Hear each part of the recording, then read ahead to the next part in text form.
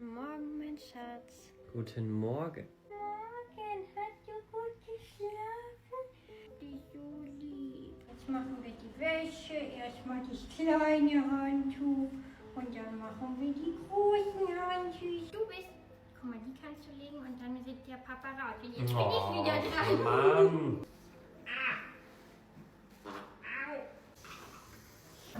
Lecker. Oh, hier ist ein Haar. Oh, bei dir auch. Oh, wie süß. Ihre Haare. Boah, hier müffelt's. Oh, hast du gefurzt? Nee, hast du gefurzt? Nee. No, wie hast du süß. Pupsi gemacht?